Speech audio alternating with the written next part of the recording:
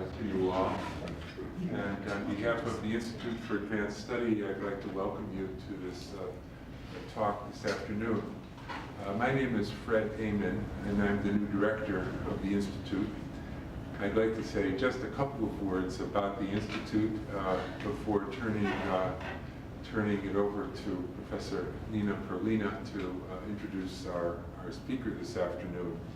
But as many of you know, the Institute for Advanced Study supports and sponsors individual fellows, distinguished scholars who come to Indiana University from really all over the world. And they come here primarily to collaborate and work with faculty on our campus and on other campuses throughout the state. And one of our goals is to spark discussion, dialogue, create opportunities for new knowledge and for research with the faculty in collaboration with our fellows, but also to create conversations campus-wide. So our fellows cross over many boundaries, and they give interdisciplinary, the phrase interdisciplinary studies real meaning. Our speaker today, Timenchik, deals with literature, with history, with film, with Jewish history, Jewish studies, language, a variety of disciplines and approaches to issues. So our goal is to spark these dialogues and discussions and to have these kinds of presentations. So very grateful for all of our fellows. Several of them are here this afternoon, and for our fellow this afternoon, Timenchik, and Professor Nina Perlina from Slavic Languages and Literatures will introduce our speaker. Thank you.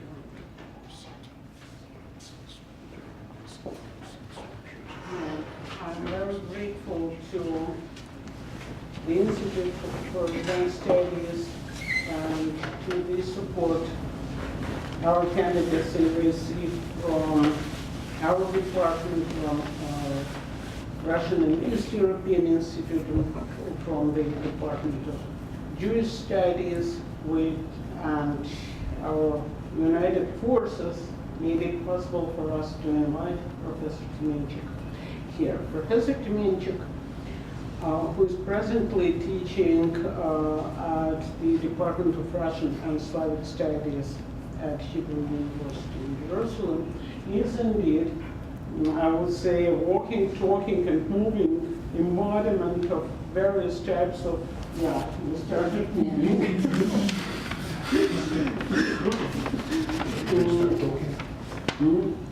You can start talking, because my second statement will be dialogue. In various interdisciplinary, intercultural, and international contexts in the humanities. He is born in Riga. He graduated from Riga State University, Latvia, then moved to Tartu, Estonia, where he worked on his PhD thesis under the supervision of Hoffman. He then came back to Riga, where for a number of years he was teaching for the Riga Conservatory, which is an equivalent of our School of Music and Institute for Performing Arts. There he taught various courses on Russian literature, Russian drama, and history of theater. Simultaneously, he published his works in the most prominent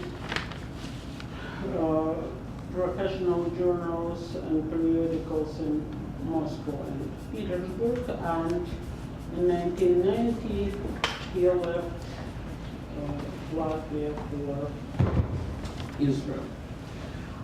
He has been visiting United States, being invited to the universities of Ann Arbor and Berkeley, no? Stanford, UCLA, USC. Well, California. And now we're happy to have him with us.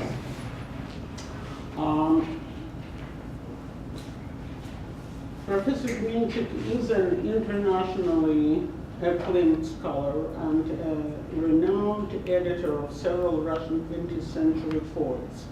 Those who remained in mainland Russia after the Bolshevik Revolution and those who emigrated to the West and whose works were banned by the Soviet regime.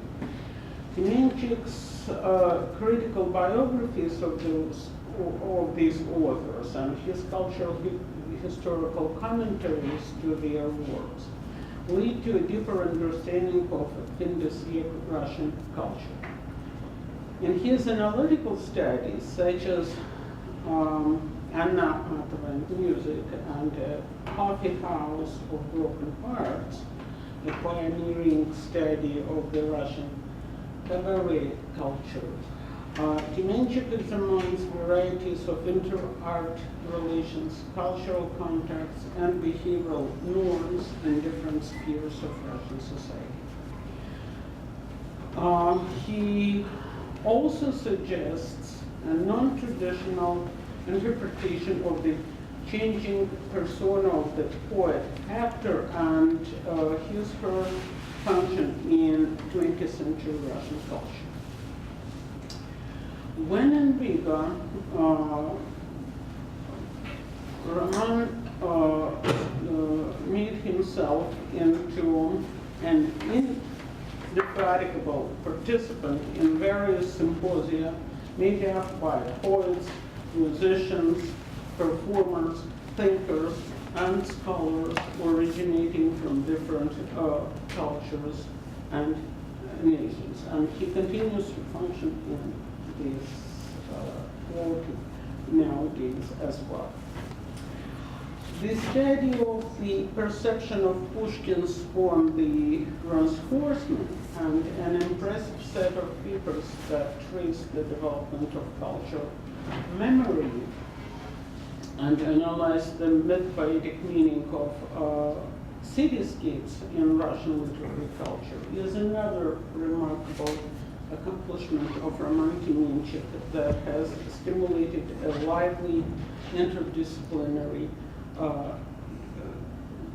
dialogue and attracted attention of a broad range of specialists in cultural studies, literature, art, theater, and music. And I'm glad to mention that because it is precisely here at our university that using Timenchik's culturological explorations as a springboard, one of our alumni, Professor Jennifer Day, and her co-author Annalisa Kroon, have completed their analytical study, My Petersburg, which is going to be published also at Indiana University by our Slavic class. Roman Timenchik is presently working on a series of interrelated projects. One of them discusses the world of things, of various pictorial images rendered as phrases in Russian 20th century poetry, and also suggests analogies between the poetic discourse and music in the writings of Mandelstam, Akhmatova, and other Russian ecumenists. Timenchik reveals the role of ekphrasis, interest in tangible material objects, and in musical associations in the poetic practices of Akhmatova and Mandelstam. A historian of literature who got his education at the universities of Latvia and Estonia, Timenchik is particularly responsive to the ideas of marginality and otherness in culture. Since the mid-80s, he began contributing to an area of Judaic studies that has direct or tangential relation to Russian literature and the intellectual culture of the Baltic states. He's presently co-authoring a large study of Russian silent and film track movies, and as far as I can understand, his today's lecture is one of the aspects of his ongoing project. Thank you. Thank you, Nina. And I wish to express my gratitude to the Institute for Advanced Studies for being invited and having a happy chance, first of all, to meet a series of very interesting colleagues and for having fruitful discussions with them. And last but not least, for having an opportunity to do my research. And my research often is just a search in the library's text in the very, very good main library here and in the amazing rare book collections of the Lilly Library here. And thank you. And we have not so much time today, for we have a lot of viewing work during this presentation. So I'll begin my talk, which will be not so long because of our spectators' duties today. And I must say that for those who confront the topic of my lecture for the first time, I must inform them that the literature on the problem is yet not particularly extensive. There exists a monograph in Russian by Miron Chernenko, published in the Ukraine, called The Red Star and the Yellow Star, describing the history of Russian Jewry as reflected in Soviet movies from 1919 to the end of the Soviet period. And as for the pre-revolutionary years, the primary historiographical sources are some Rashid Yangirov's articles in Griffithiana, published in Italy, and in a Jerusalem magazine devoted to Jewish topics in Eastern Europe. As concerns the study of any particular theme in early Russian cinema, I have to remind you of the fact that only a part of the old movies has been preserved, including those which interest us in connection with our particular subject. For example, we know that there existed a film made in 1919 in Crimea in the pre-Soviet period. The plot of the film was about a Jewish intellectual, Dr. Katzel, who is outraged by anti-Semites and commits suicide. We know that after watching this film, a certain white guard officer even intended to kill the producer for libeling Russia. And naturally, it would be interesting, therefore, to look at this movie in order to understand the sensitivity of this sort of plot in those years. But alas, this film perished among many, many other early Russian films. Although my presentation today as a whole should, strictly speaking, to be named something like a few preliminary remarks for the study of Jewish images in Russian cinema, I nevertheless must preface my talk with several additional qualifying remarks. First, I am not a historian of the art of cinema. Thus, my modest observations should be taken no more than suggestions to the professionals, suggestions from an adjacent field of studies, namely the history of Russian literature. Second, I am not an expert in Jewish studies, and thus my considerations are an appeal to specialists in this field to take into account various specific circumstances of the history of culture in Christian countries. And among these specific circumstances, I must mention the not very simple interrelations between the Jews and the Russian liberal intelligentsia. I should like to illustrate the problem with a highly significant example.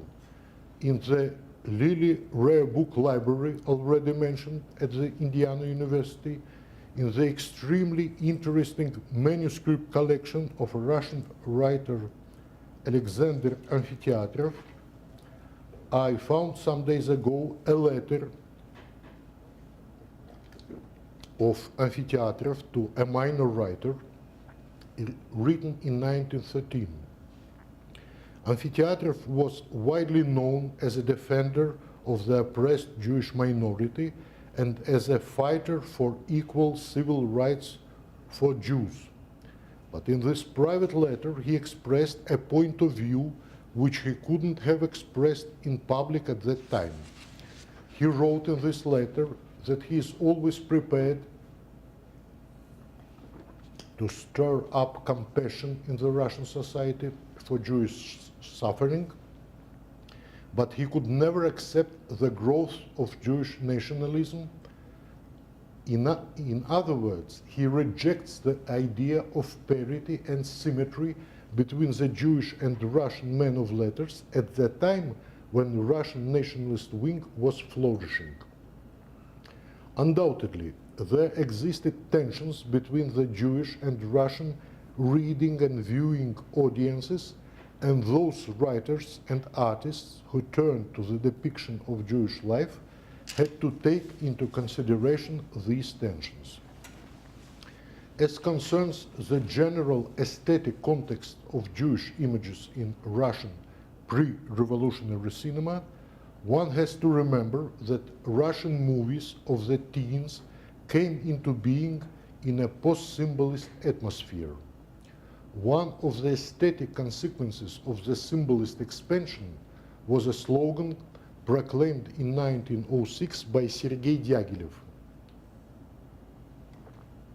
The everyday life is dead, byt umir, meaning the everyday life is dead for the arts. But here we once more have to return to the Jewish-Russian conflict. In 1909, the notorious Chirikov incident took place. The Russian playwright Yevgeny Chirikov was literally worshipped by the Russian Jewish intelligentsia because of his play The Jews of 1904, reflecting the events of the Kishinev pogrom.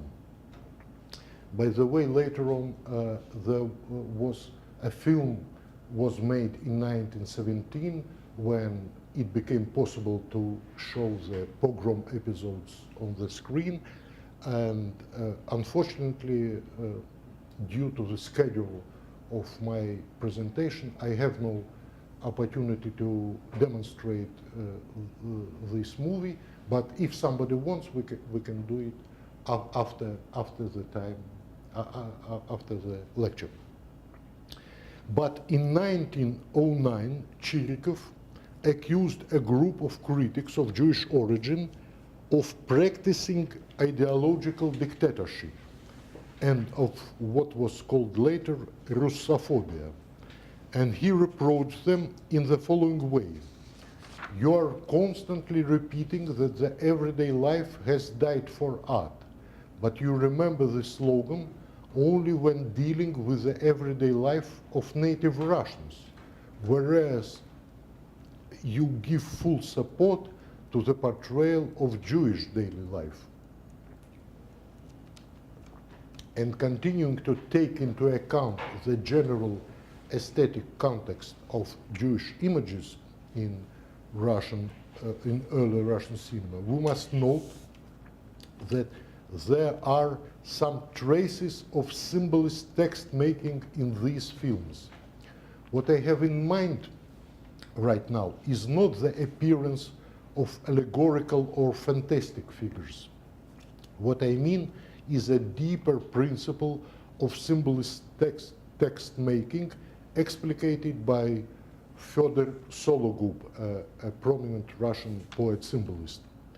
I take a piece of raw reality and create a legend out of it.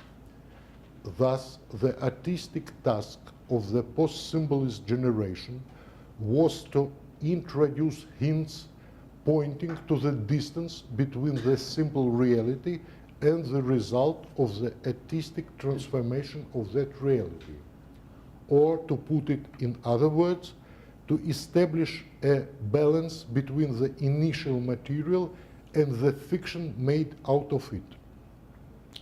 The ultimate aim was to engender a new kind of a reader or spectator who would be capable of enjoying simultaneously both the naive reading, that is, perceiving the work of art as a photographic reflection of reality, and a more sophisticated perception appreciating the craft of the transformation. But in the case of Jewish matters in cinema, there was an additional problem in addressing the spectator. The film had to be addressed to two sections of the cinema audience, to the Russian and to the Jewish one. And in fact, we have a piece of evidence of the difference between these two halves of the audience, namely the history of the reception of the film Saras Sorrow, Горе Сары, from 1913. This film was considered to be one of the summits of Yiddish cinema in pre-revolutionary Russia. It stayed in the repertoire until the early 20s. It was successful, however, everywhere except in the Pale of Settlement. And one of the reasons was, I think, that unlike the Russian reviewers who praised the film for the knowledge of the life conditions of the shtetl, the Jewish spectator, according to some columnists, found its plot far-fetched. One must remember that the Russian readership was not fully aware of the details of Jewish customs and manners. Let me cite a typical instance. In the mid-20s, a longer poem by Yosif Utkin, Red Motole, was highly praised as a profound and as at last realistic description of the everyday life of a shtetl. Utkin was a Russian poet born into the family of a Jewish railway worker in the Far East, so he was not from the Pale by birth. After the first enthusiastic claims about the authenticity of the poem, one reviewer at last noted that the episode where the family mourns over the body of the killed father lying on the table in his room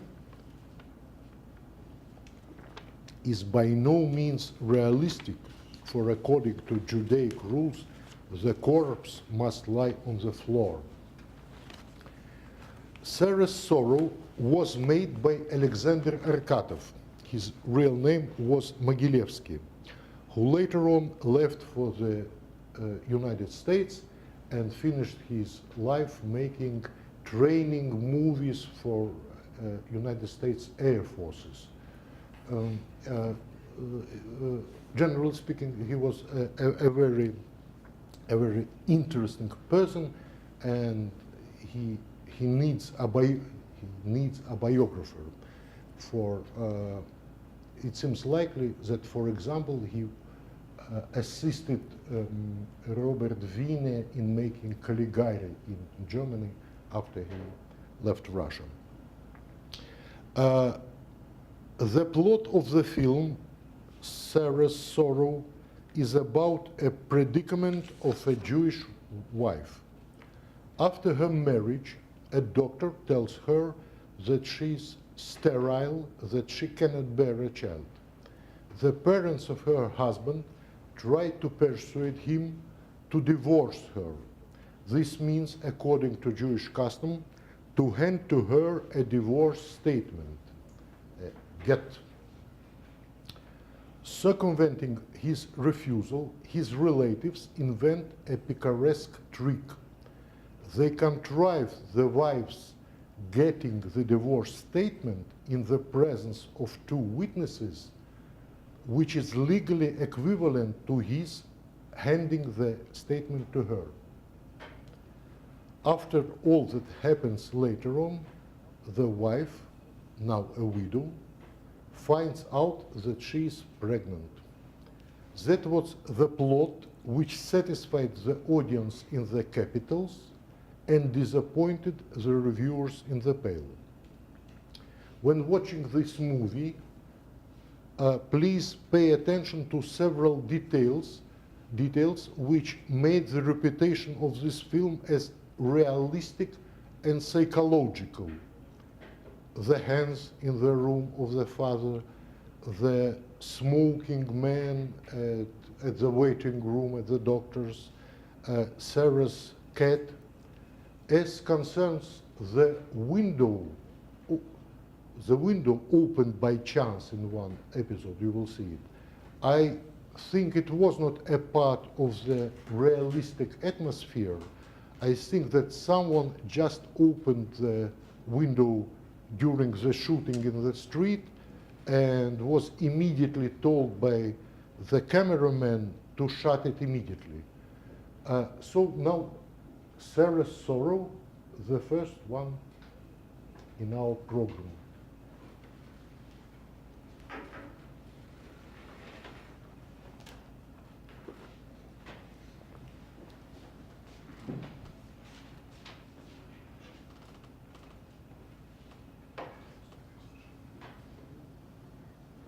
The films are silent, by the way, so don't. Yeah. And it is starring the famous Ivan Mazhukhin. It was his first film. Later on, a very well-known Russian actor.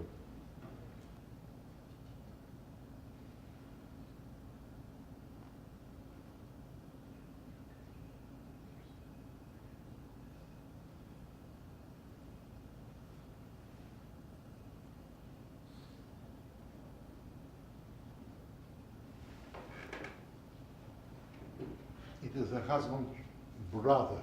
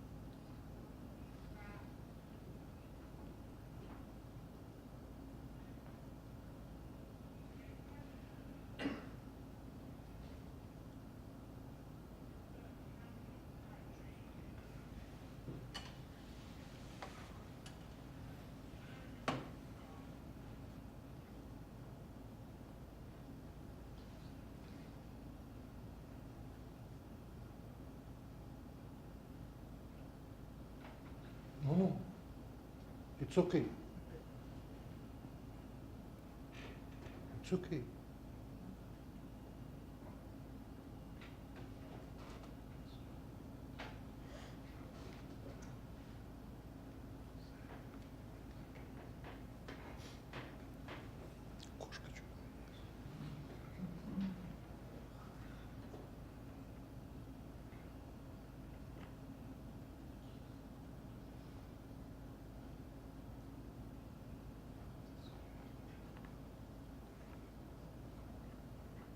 The window.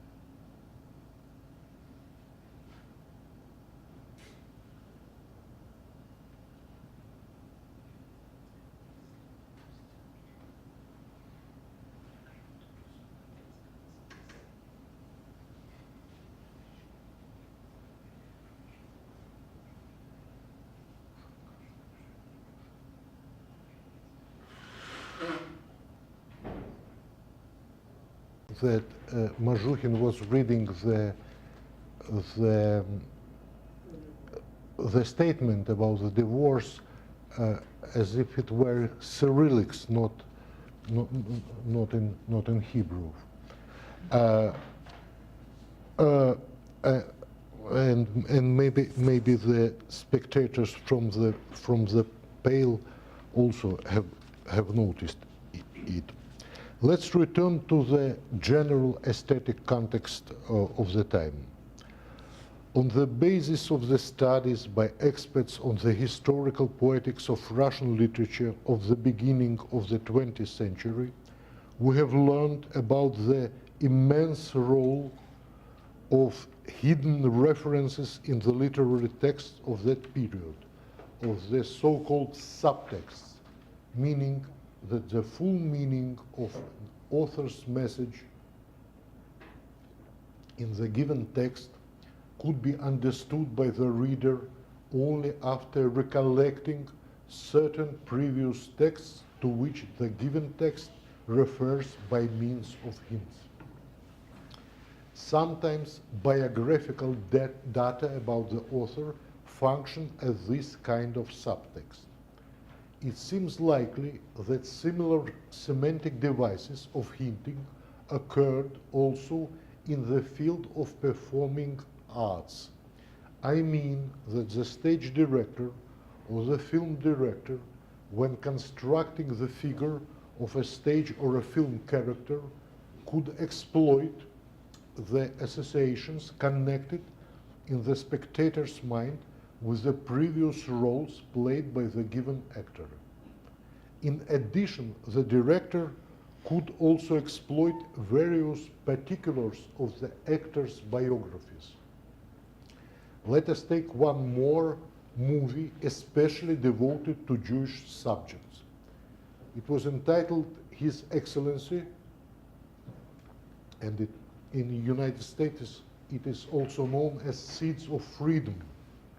It was made in 1928 by Grigory Rashal, who had studied Vsevolod Meyerhold's master classes for theatrical directors.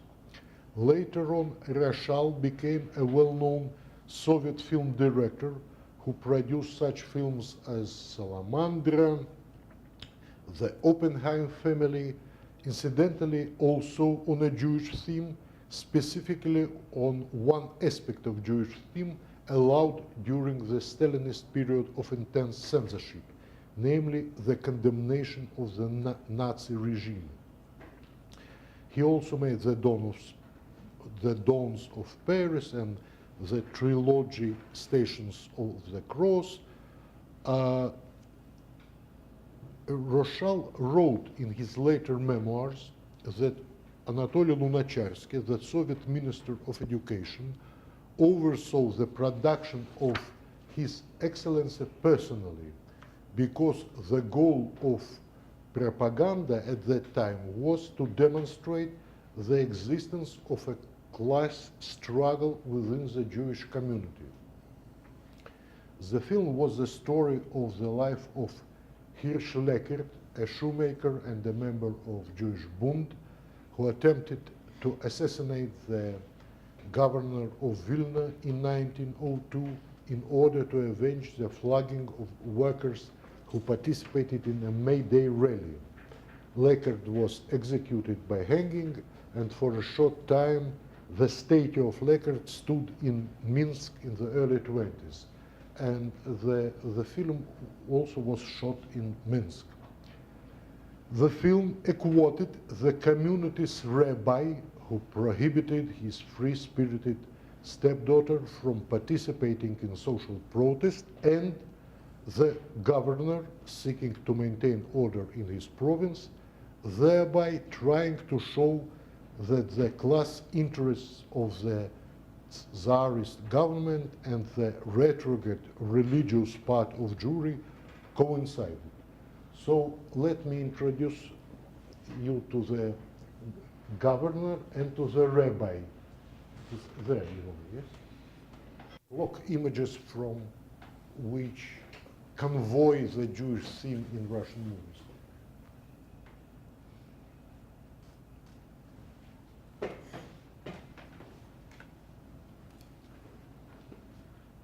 His Excellency, Его Превосходительство, Его Ясна Вельможность.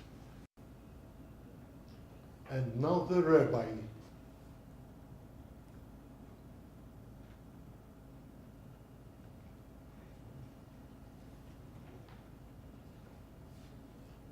And then the rabbi has to go to visit the governor.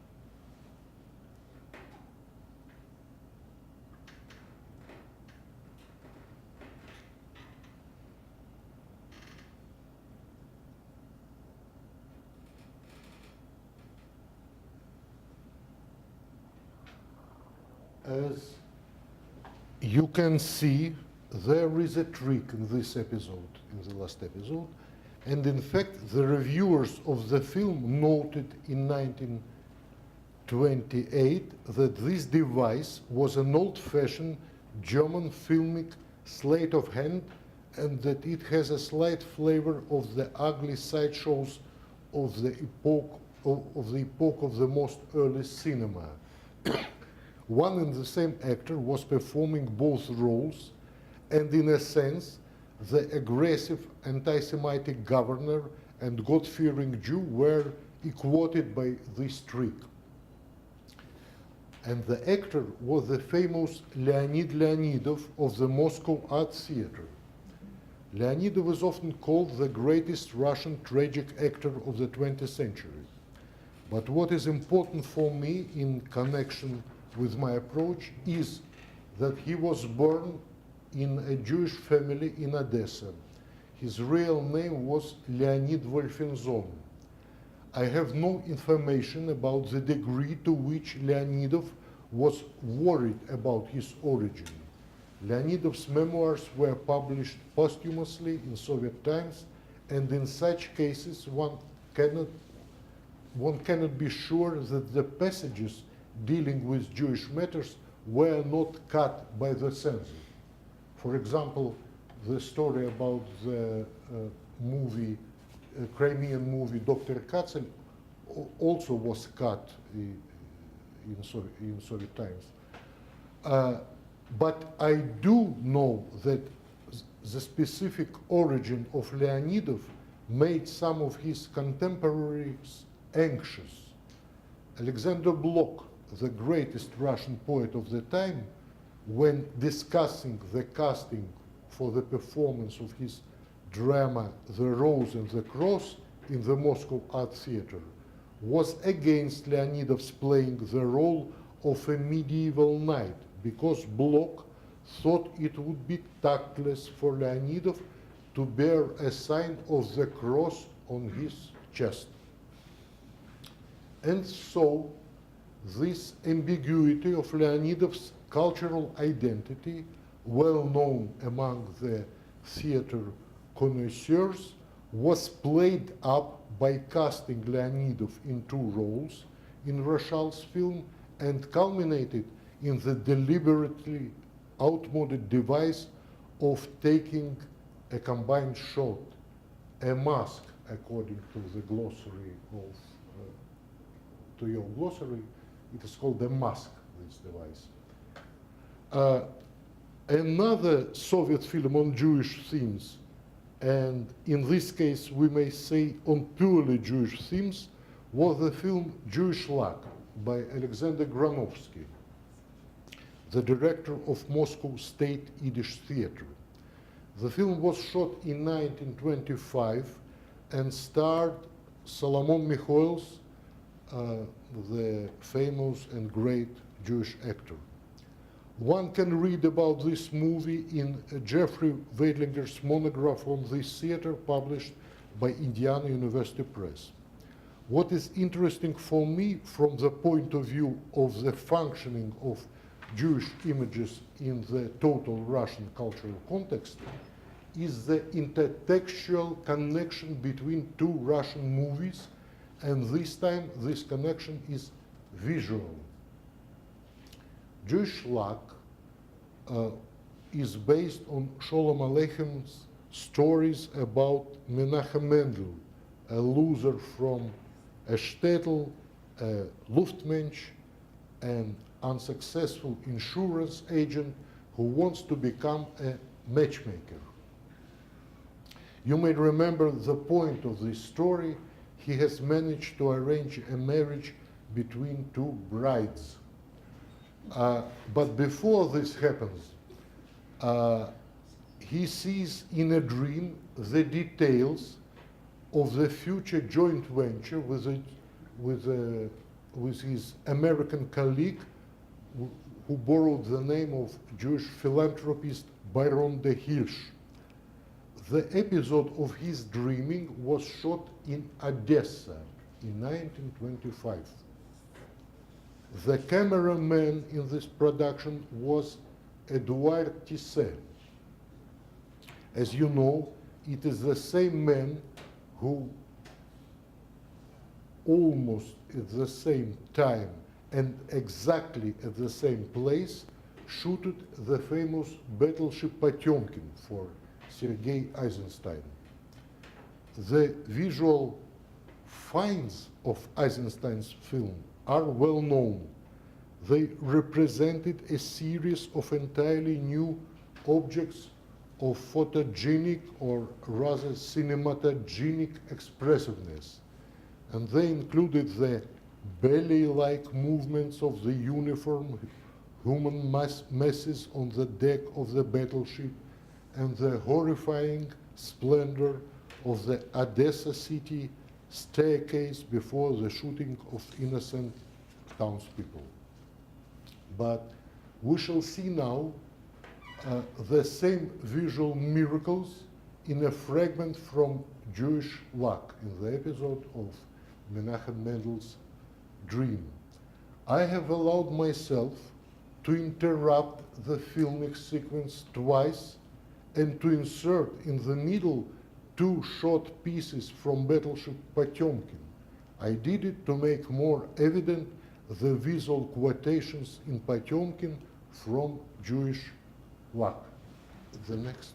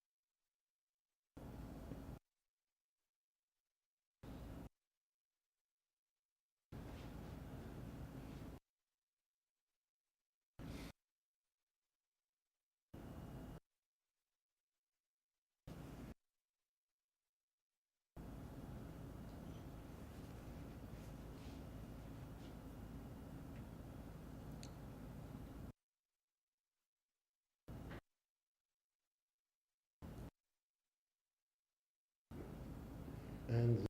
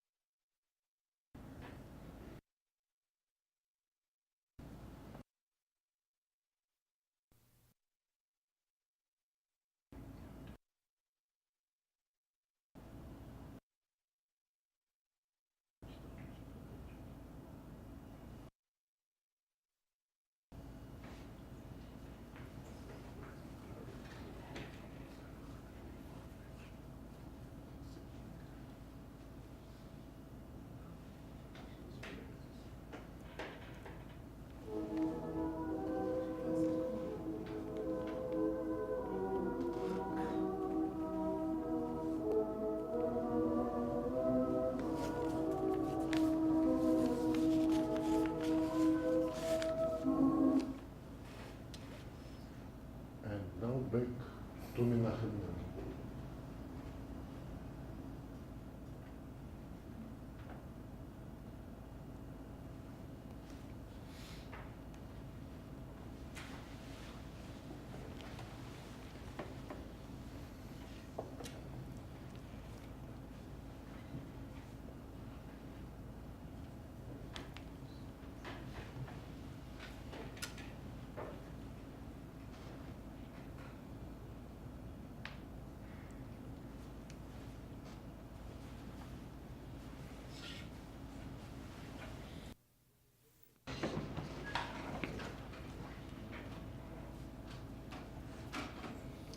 Then, what follows from this visual echoing, what follows is that in the mind of the spectator acquainted with both films, Eisenstein's and Tisset's imagery begins allude dimly to something that is somehow connected with Jewishness, especially with Jewish brides and so on.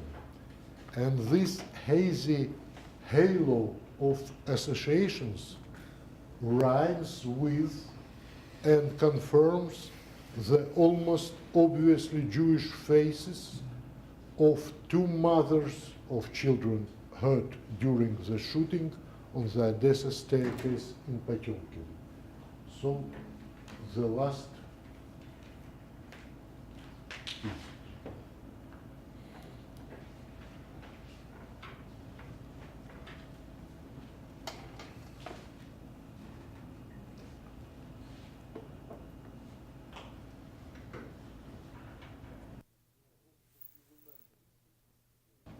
I hope that you remember the whole episode from Potemkin and remember this.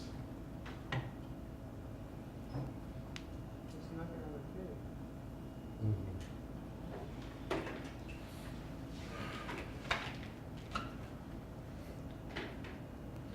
Okay.